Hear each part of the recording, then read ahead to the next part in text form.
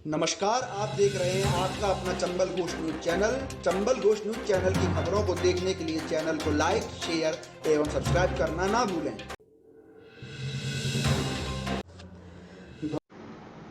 ब्राह्मण समाज के कद्दावर नेता एवं पूर्व राज्य मंत्री के पुत्र का दिल का दौरा पड़ने से हुआ निधन। पूर्व राज्य मंत्री के पुत्र अशोक शर्मा कांग्रेस छोड़ बीजेपी में शामिल होकर पूर्व मुख्यमंत्री के थे नजदीक। 2 बार लड़े विधानसभा का चुनाव। पूर्व मुख्यमंत्री वसुंधरा राजे, सांसद मनोज राजौरिया, बाड़ी विधायक गिरिराज सिंह मलिंगा, विधायक रोहित बोहरा ने उनके निवास पर पहुंचकर दी श्रद्धांजलि। धौलपुर जिले में ब्राह्मण समाज के कद्दावर नेता एवं पूर्व राज्य मंत्री बनवारी लाल शर्मा के पुत्र एवं बीजेपी के कद्दावर नेता अशोक शर्मा का आज बुधवार को हृदय गति रुक जाने से निधन हो गया। बेदाग छवि के राजनेता अशोक शर्मा के निधन की खबर मिलते ही सुबह से ही कांग्रेस और बीजेपी नेताओं के साथ लोगों का हुजूम उमड़ पड़ा। पूर्व मुख्यमंत्री वसुंधरा राजे के नजदीकी माने जाने वाले अशोक शर्मा पूर्व राज्य मंत्री बनवारी लाल शर्मा के सबसे बड़े बेटे थे। अशोक शर्मा साल 2018 में कांग्रेस छोड़कर बीजेपी में शामिल हुए थे। धौलपुर जिले के चंबल मुक्तिधाम में उनका अंतिम संस्कार किया गया, जिसमें हजारों की संख्या में लोगों ने उनको नम आंखों से श्रद्धांजलि दी। भाजपा नेता अशोक शर्मा के निधन की खबर सुनते ही पूर्व मुख्यमंत्री वसुंधरा राजे उनके निवास स्थान पर पहुंची। साथ ही सांसद डॉक्टर मनोज राजौरिया, बाड़ी विधायक गिरिराज सिंह मलिंगा और राजाखेड़ा विधायक रोहित बोहरा ने उनके निवास पर पहुंचकर श्रद्धांजलि अर्पित की और परिजनों को सांत्वना दी। अशोक शर्मा ने 2008 में कांग्रेस की टिकट पर धौलपुर में विधानसभा और 2018 में भाजपा की टिकट पर राजाखेड़ा विधानसभा से चुनाव लड़ा था, लेकिन दोनों ही बार उनको हार का सामना करना पड़ा। अशोक शर्मा ने सबसे पहले 2008 में अपने पिता पूर्व मंत्री बनवारी लाल शर्मा की जगह कांग्रेस की टिकट पर धौलपुर विधानसभा से चुनाव लड़ा था। उस समय बीजेपी उम्मीदवार अब्दुल सगीर ने उनको 1554 वोटों से हरा दिया था। इसके बाद साल 2013 में एक बार फिर उनके पिता बनवारी लाल शर्मा धौलपुर विधानसभा से कांग्रेस की टिकट पर चुनाव लड़े। 2018 में कांग्रेस की अंदरूनी कलह के बाद अशोक शर्मा ने कांग्रेस के जिला अध्यक्ष का पद छोड़कर बीजेपी ज्वाइन कर ली थी और राजाखेड़ा विधानसभा से चुनाव लड़ा था। इस चुनाव में कांग्रेस के उम्मीदवार राजस्थान वित्त आयोग के चेयरमैन प्रद्युमन सिंह के बेटे रोहित बोहरा ने अशोक शर्मा को 14,991 मतों से हराया था। कांग्रेस प्रत्याशी को कड़ी टक्कर देने के बाद ही अशोक शर्मा का बीजेपी में कद बढ़ गया। धौलपुर विधायक क्षेत्र से पिता बनवारी लाल शर्मा के विधायक रहते हुए अशोक शर्मा छात्र जीवन से ही राजनीति में सक्रिय थे। एलएलबी की पढ़ाई करने के बाद अशोक शर्मा साल 1984 में युवा कांग्रेस के जिला अध्यक्ष बने। इसके बाद 1993 में उन्होंने कांग्रेस के जिला मंत्री के तौर पर काम किया। इसके बाद वर्ष 2008 के विधानसभा चुनावों में कांग्रेस की टिकट पर उन्होंने धौलपुर विधानसभा का चुनाव लड़ा। चुनाव हारने के बाद कांग्रेस ने उनको जिला अध्यक्ष की कमान दे दी। साल 2018 में उन्होंने कांग्रेस को छोड़कर बीजेपी ज्वाइन कर ली और राजाखेड़ा विधायक सीट से चुनाव लड़ा था।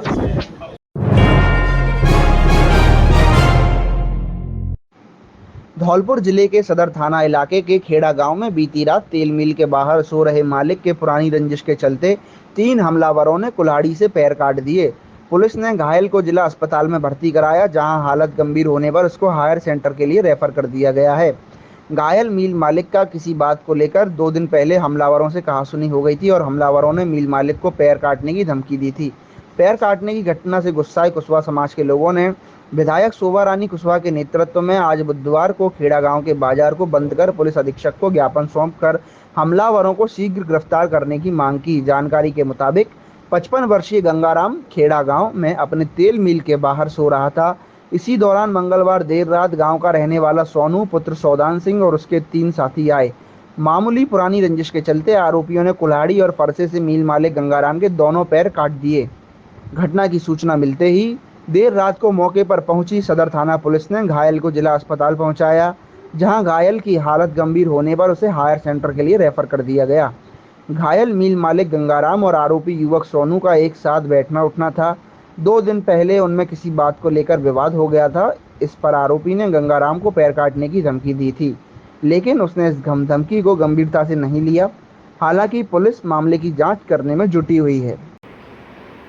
सदर थाना इलाका के गांव सरानी खेड़ा में कोई रात्रिभर में कोई घटना हुई थी, जिसमें किसी व्यक्ति पे हमला किया गया था। इसको लेकर कुछ लोग आज स्थानीय विधायक के नेतृत्व में ज्ञापन देने आए थे। इसमें पुलिस कुछ संदिग्ध व्यक्तियों से पूछताछ कर रही है और जल्द ही मामला का खुलासा करेगी। मामले में पेश किया था, क्यों हमला किया गया? ये आपसी रंजिश की बात अभी सामने आई है, तो एक डिटेल्ड इन्वेस्टिगेशन के बाद ही कहा जा सकता है कि क्या कारण रहा है इस हमले का। पुलिस क्या इनिशियल ले रही है? अभी कुछ संदिग्धों से पूछताछ हम लोग कर रहे हैं, और जो और भी आरोपी हैं, उनकी तलाश जारी है।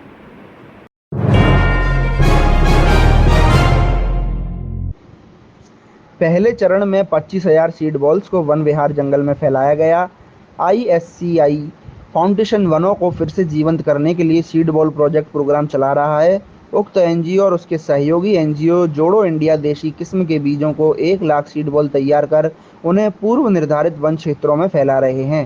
आज कार्यक्रम के पहले चरण में एनजीओ के निदेशकों ने अपने स्वयंसेवकों के साथ सुबह लगभग 25,000 सीड बॉल्स के साथ अपने वाहनों को लोड किया और सीड बॉल्स को स्विंग करने के लिए वन विहार जंगल में 5 हेक्टेयर के पहले पहचाने गए क्षेत्र की ओर बढ़ गए। इस क्षेत्र की पहचान एनजीओ द्वारा सीड बॉल साइट 1 के रूप में की गई है।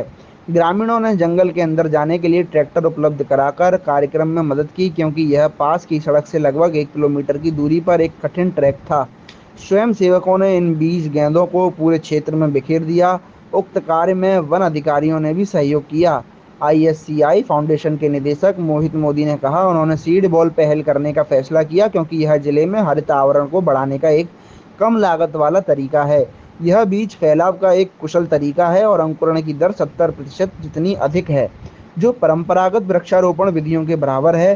बीज गेंद की गतिविधि या तो फेंक कर या दूर से फैलाने के लिए कैटापल्ट का उपयोग करके दी जा सकती है।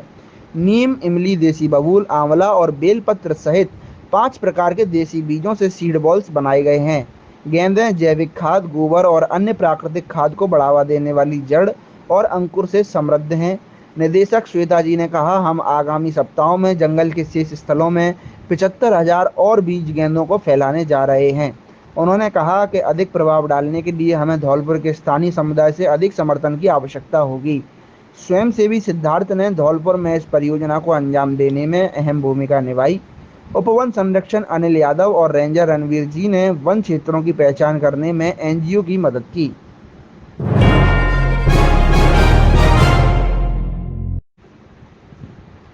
आज शिक्षा विभाग और बायजूस के संयुक्त तत्वावधान में बच्चों को IIT और नीट की मुफ्त ऑनलाइन कोचिंग के लिए आयोजित परीक्षा में पास हुए छात्र छात्राओं को बायजूस की तरफ से टैबलेट वितरण किए गए।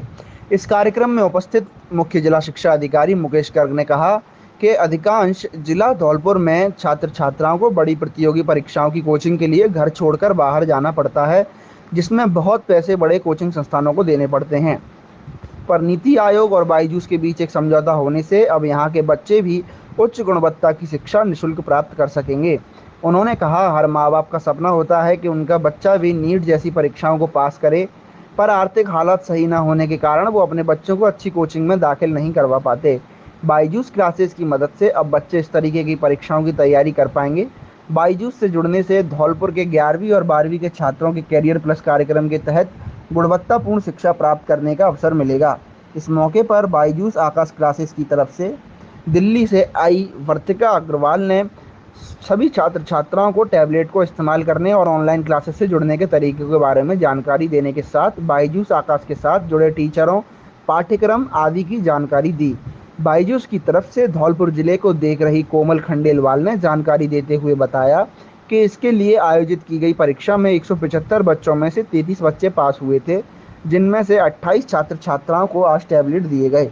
इस मौके पर धौलपुर के महाराणा प्रताप स्कूल के प्रधानाचार्य राजकीय उच्च माध्यमिक रमाकांत शर्मा और कनिष्ठ लिपिक हेमंत सिंह उपस्थित थे।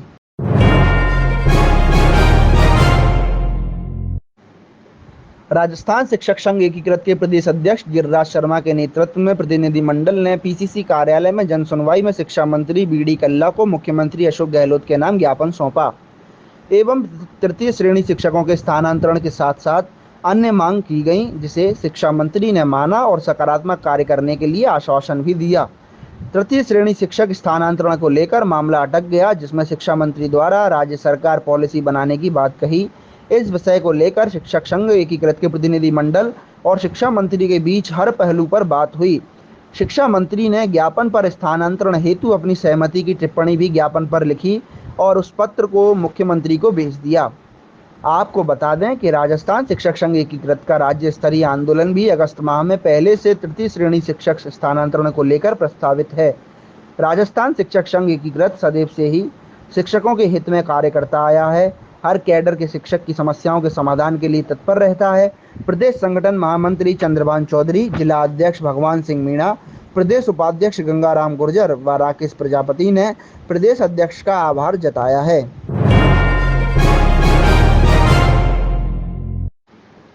अखिल भारतीय विद्यार्थी परिषद नगर इकाई बसेड़ी के आयाम स्टूडेंट्स फॉर डेवलपमेंट द्वारा राजकीय स्वामी विवेकानंद मॉडर्न स्कूल बसेड़ी में वृक्षारोपण अभियान आयोजित किया गया। इस मौके पर जिला संयोजक नितिन कुशवाहा ने बताया कि विद्यार्थी परिषद इस बार मानसून माह में स्टूडेंट फॉर डेवलपमेंट आयाम के अंतर्गत 1 करोड़ वृक्ष रोपित करके वृक्षारोपण महाअभियान कार्यक्रम आयोजित कर रहे हैं, जिसके अंतर्गत एसएफडी ने विद्यार्थी परिषद के कार्यकर्ताओं और विद्यालय के छात्रों को वृक्ष सुरक्षा की शपथ दिलाई और साथ मिलकर 1001 वृक्ष रोपित किए गए। इस मौके पर कार्यक्रम के मुख्य अतिथि किसान संघ प्रांत उपाध्यक्ष नत्थी परमार ने कहा कि प्रकृति रचना में वृक्ष की महती भूमिका है। यह मानव का जीवन सहचर है। हमें अधिक से अधिक वृक्षारोपण करते रहना चाहिए। इस मौके पर जयपुर प्रांत के सह मंत्री अनिरुद्ध कुलश्रेष्ठ ने कहा, छात्र कल का नहीं अपितु आज का नागरिक है। इस नाते हमें अपने पर्यावरण के प्रति हमारी नैतिक जिम्मेदारी बढ़ जाती है। वहीं भारतीय परंपरा में वृक्ष को देवता के रूप में जाना जाता है। विद्यार्थी परिषद इस प्रकार के रचनात्मक कार्य सदैव समाज के मध्य करती रहती है। इस मौके पर पूर्व अध्यक्ष मोनू परिहार ने विद्यार्थी परिषद के 1 करोड़ पौधे लगाकर पर्यावरण संरक्षण का यह संदेश जन जन तक पहुंचाने के लिए पूरे देश में वृक्षारोपण महाअभियान चलाएगी। खंड सह कार्यवाह गणेशपाल कुशवाहा ने बताया, एबीवीपी के द्वारा 75 वर्ष लिखकर मानव श्रृंखला बनाएगी। कार्यक्रम के केंद्रीय स्कूल प्राचार्य अनिल कुमार यादव ने कहा, वृक्ष हमारे लिए प्राणवायु ऑक्सीजन उपलब्ध करवाते हैं। बिना वृक्षों के जीवन की कल्पना करना बेईमानी है। विद्यार्थी परिषद जैसा छात्र संगठन इस दिशा में सही कार्य कर रहा है। छात्रों में इसको लेकर काफ़ी उत्साह है। समय समय प्रकृति संरक्षण हेतु ऐसे कार्य करते रहने चाहिए। इस मौके पर अनिरुद्ध कुलश्रेष्ठ, नितिन कुशवाहा, मोनू परिहार, गणेशपाल कुशवाहा, दिनेश हरसाना, अंशुल परमार, संदीप गुर्जर, शैलेंद्र गुर्जर, ब्रजेश भास्कर, रामकेश बैसला, राजेश कुशवाहा, बंटी, मनीष मुदगल कार्यकर्ता एवं विद्यार्थी उपस्थित थे।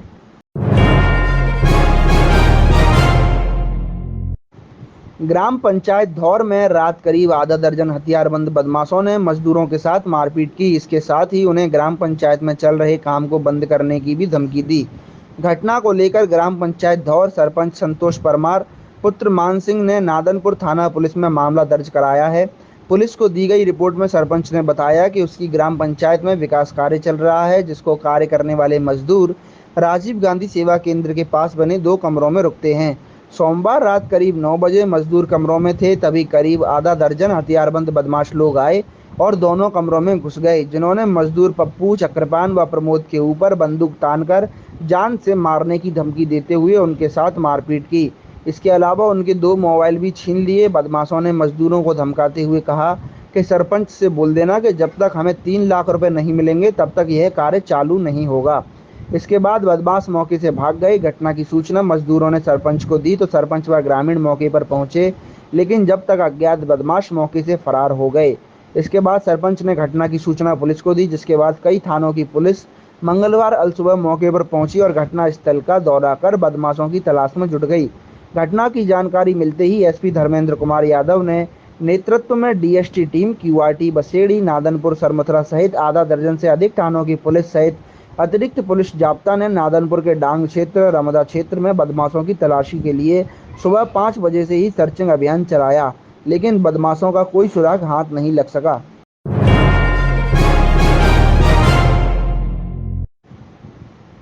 महाविद्यालय बाड़ी ने जारी की सूचना।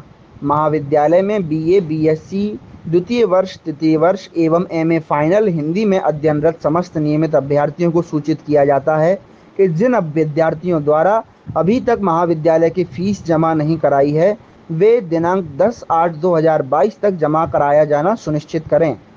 निर्धारित तिथि तक फीस जमा न कराने पर प्रवेश निरस्त कर दिया जाएगा। साथ ही सूचित किया जाता है कि जिन विद्यार्थियों द्वारा महाविद्यालय के फीस सत्र 2022-23 जमा करा दी गई है उनकी कक्षाओं का संचालन दिनांक 8/8/2022 सोमवार से प्रारंभ हो रहा है। इसके साथ ही राजकीय कन्या महाविद्यालय बाड़ी में भी कक्षाओं का संचालन 8/8/2022 से प्रारंभ हो रहा है, अतः विद्यार्थी नियमित रूप से महाविद्यालय आना सुनिश्चित करें।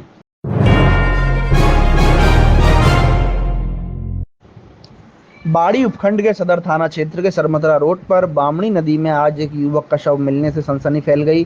घटना के बाद सूचना पर पहुंची सदर पुलिस ने लोगों के सहयोग से शव को बाहर निकलवाया, जिसकी पहचान कसाईपाड़ा निवासी जमील पुत्र अम्मू उर्फ अजमेरी कुरैशी के रूप में हुई। मृतक युवक शहर में फेरी लगाकर जीवन यापन करता था। ऐसे में उसकी मौत संदिग्ध परिस्थितियों में होने और शव के हाथ एवं पैरों के कपड़े से बंधे होने से हत्या की आशंका जताई जा रही है। सदर थाना पुलिस मामले की जांच कर रही है। घटना को लेकर सीओ मनीष कुमार शर्मा अतिरिक्त जाब्ते के साथ अस्पताल पहुंचे और मामले की जांच पड़ताल की। इस दौरान सदर पुलिस ने शव को बाहर निकलवाकर निजी वाहन से अस्पताल की मोर्चरी पहुंचाया, जहां परिजनों की मौजूदगी में पोस्टमार्टम कराया गया है। मृतक के भाई वकील उर्फ बप्पो कुरैशी ने घटना को लेकर पुलिस को तहरीर दी और हत्या की आशंका व्यक्त की है। हालांकि मामले में ना तो उसने किसी से रंजिश थी और ना ही किसी प्रकार का कोई झगड़ा हुआ था। कल मंगलवार शाम 8 बजे तक मृतक जमील को कसाईपाड़े मोहल्ले में लोगों द्वारा देखा भी गया था। उसके बाद उसका कोई अता पता नहीं लगा। घटना को लेकर सदर थाना पुलिस अधिकारी योगेंद्र सिंह राजावत ने बताया कि 30 वर्षीय मृतक जमील पुत्र अम्मू उर्फ अजमेरी कुरैशी का शव बामनी नदी में मिला है, जिसको निकलवाकर मोर्चरी में पहुंचाया और पोस्टमार्टम कराया है। पंचनामा की कार्रवाई की गई। मृतक के परिजनों ने जो तहरीर दी उस पर मामला दर्ज करते हुए जांच की जा रही है। मृतक क्योंकि संदिग्ध परिस्थिति में मिला है, ऐसे में प्रथम दृष्टया हत्या का मामला प्रतीत हो रहा है। मृतक की FSL रिपोर्ट और मामले में जांच के बाद ही खुलासा हो पाएगा। मोहल्ले के लोगों ने बताया कि मृतक जमील शादीशुदा था, लेकिन उसकी पत्नी 2 लड़कियों एक लड़के को लेकर अपने पीहर धौलपुर रहती थी। मृतक शहर में फेरी लगाकर जीवन यापन कर रहा था।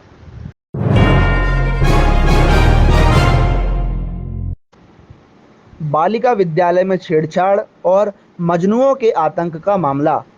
पुलिस प्रशासन ने मामले को लिया गंभीरता से। SP के निर्देश पर शहर में flag march. CO Manish Kumar के नेतृत्व में बालिका विद्यालय के आसपास किया फ्लैग मार्च। महिला कमांडो दल ने बालिकाओं को आत्मरक्षा के लिए किया प्रेरित। ग्रुप में रहने और मजनुओं का सामना करने की दी सलाह। मंगलवार को बालिका विद्यालय में हुई थी छेड़छाड़ की घटना। दबंग मजनू ने क्लास में घुसकर की थी छेड़छाड़। बाड़ी CO मनीष शर्मा ने दी जानकारी।